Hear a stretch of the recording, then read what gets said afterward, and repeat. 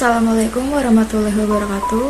Perkenalkan, saya Intan Karunia Ramadan. Di sini saya akan mempresentasikan mengenai buku kerja ke-10 dan 11 saya.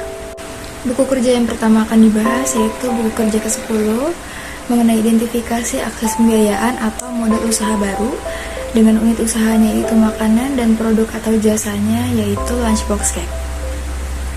Untuk elemen pertama yaitu identifikasi pentingnya pembiayaan atau modal.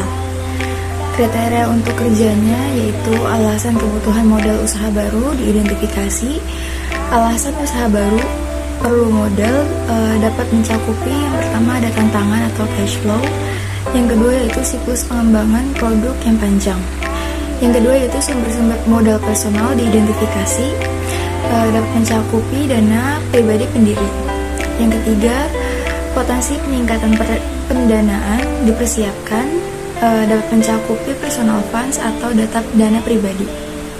Yang kedua, identifikasi sumber-sumber pembiayaan ekuitas. Untuk business angels diidentifikasi mempunyai karakteristik mereka berinvestasi sesuai dengan kelayakan proyek dengan harapan keuntungan di masa depan.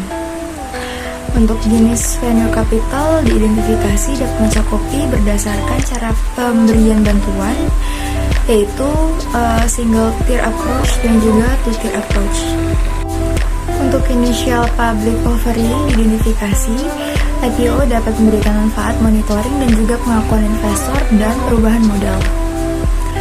Yang ketiga, identifikasi pembiayaan pinjaman. Bank komersial mempunyai karakteristik sentimen ini bukan ketukan melawan bank. Hanya saja bank-bank itu berisiko buruk dan pembiayaan usaha startup adalah bisnis yang berisiko. Selanjutnya ada SBA Guaranteed Loan diidentifikasi memiliki karakteristik program SBA yang paling terkenal tersedia untuk usaha kecil. Sumber-sumber pinjaman lain diidentifikasi dapat mencakupi teman dan juga keluarga. Yang terakhir yaitu identifikasi sumber-sumber kreatif pembiayaan dan modal.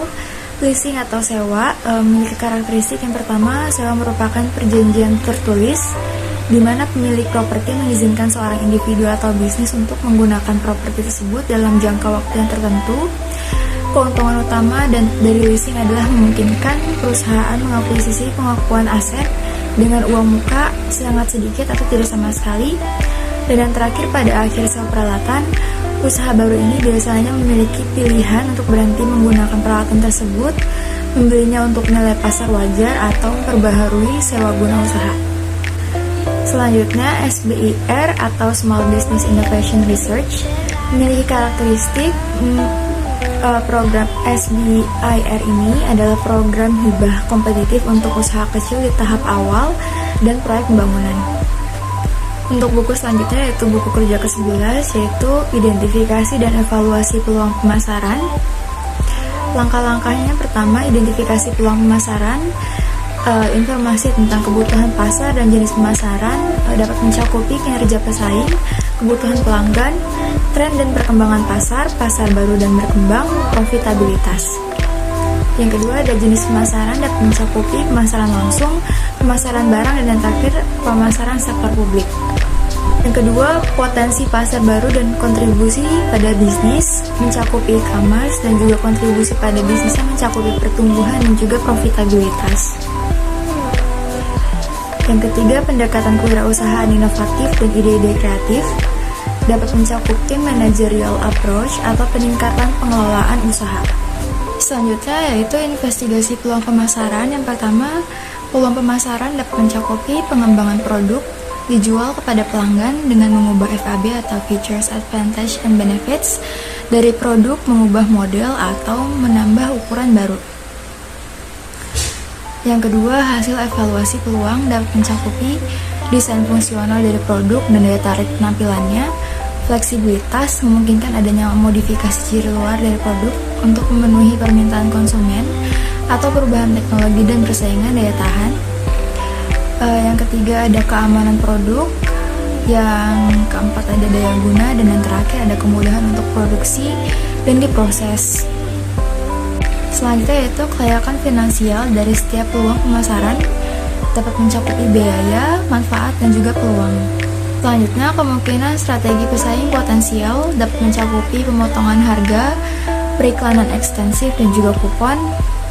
Dan yang terakhir, ranking peluang pemasaran, yaitu list seasonal topics.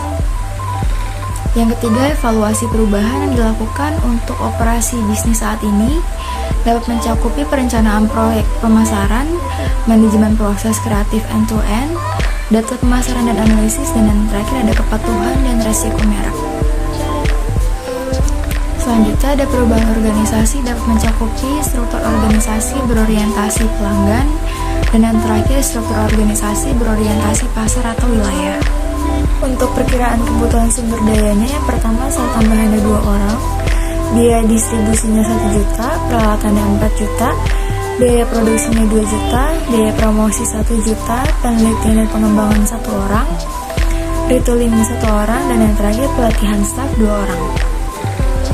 Yang keempat ada komunikasi kelayakan, mencakupi staf sumber daya manusia, tenaga pemasaran, dan juga staf produksi. Yang terakhir yaitu dokumentasi peluang pemasaran yang baru, dilihat dari kuesioner yang saya lampirkan. Sekian presentasi dari saya, terima kasih.